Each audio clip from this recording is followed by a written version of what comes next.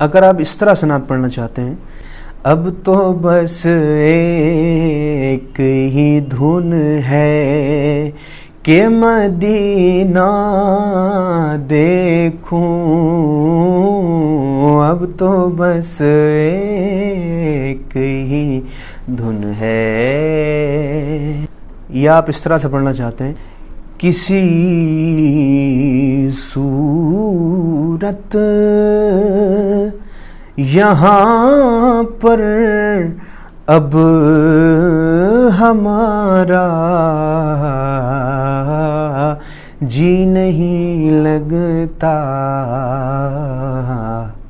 ایک آپ ایسے پڑھیں، سبحان اللہ سبحان اللہ سبحان اللہ سبحان اللہ، اور ایک آپ ایسے پڑھیں، سبحان اللہ سبحان اللہ سبحان اللہ سبحان اللہ۔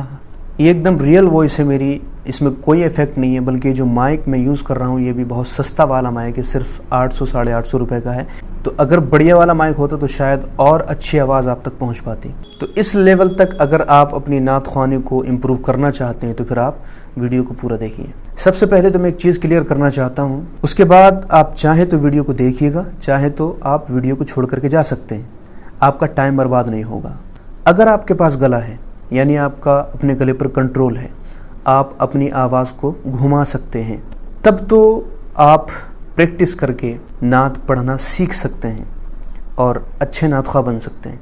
لیکن اگر آپ کا اپنے گلے پر کنٹرول نہیں ہے، آپ اپنی آواز کو نہیں گھما پاتے ہیں، تو آپ نعت پڑھنا نہیں سیکھ سکتے۔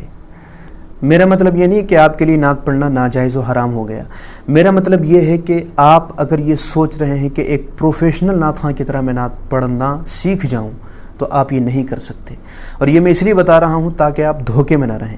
بہت ساری ویڈیوز یوٹیوب پر آپ کو مل جائیں گی جو یہ بتائیں گے کہ آپ اپنے گلے کو کس طرح سے اچھا کر سکتے ہیں، آپ اپنی آواز کو کس طرح سے میٹھا کر سکتے ہیں۔ دیکھیں، آواز تو ہو سکتا ہے کہ آپ کی میٹھی ہو جائے، آپ کی آواز بہت سریلی ہو جائے، لیکن سریلی آواز کا کیا کریں گے آپ اگر آپ کا اپنے گلے پر کنٹرول ہی نہیں ہے۔ میں نے دیکھے بہت سارے لوگ کہ جن کی آواز بہت سریلی ہوتی ہے، بہت اچھا بولتے ہیں، لیکن جب گنگنانے کی یا نعت شریف پڑھنے کی باری آتی ہے تو ان کا گلا ان کا ساتھ نہیں دیتا، یعنی وہ سننے والوں کو محظوظ نہیں کر پاتے ہیں اور سننے والے ان کو سننے میں اچھا فیل نہیں کرتے ہیں۔ یہاں پر ایک چیز اور میں کلیئر کر دوں کہ دیکھیں، آپ چاہے کتنے اچھے سریلے ہیں، چاہے آپ کتنا اچھا سر میں پڑھتے ہیں نعت شریف، لیکن آپ کا سر میں پڑھنا اس بات کی بالکل دلیل نہیں ہے کہ آپ کی نعت حضور کی بارگاہ میں مقبول ہوگی۔ حضور اکرم صلی اللہ علیہ وسلم کی بارگاہ میں اسی کی نعت مقبول ہوگی جو عشق رسول میں ڈوب کر کے نعت پڑھے گا، اور عشق رسول میں ڈوب کر کے نعت پڑھنا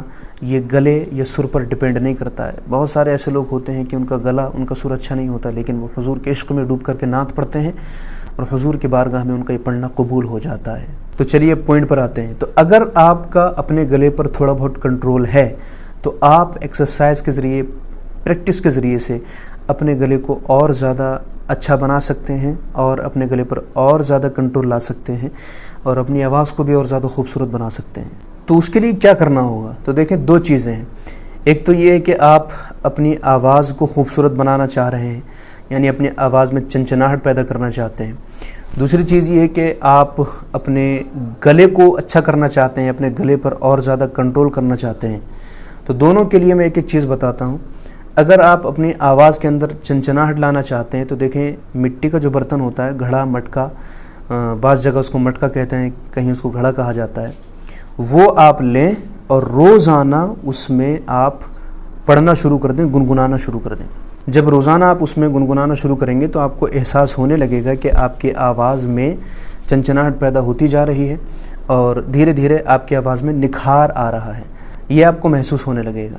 اور اگر آپ اپنے گلے پر فوکس کرنا چاہتے ہیں تو آپ کسی بھی ریکارڈر میں، چاہے آپ کا موبائل ہو یا پھر کوئی اور ریکارڈر ہو آپ کے پاس، اس میں آپ اپنی آواز کو ریکارڈ کریں۔ تنہائی میں جب آپ ہوں تو آپ اپنی آواز کو ریکارڈ کریں اور اس کے بعد سنیں۔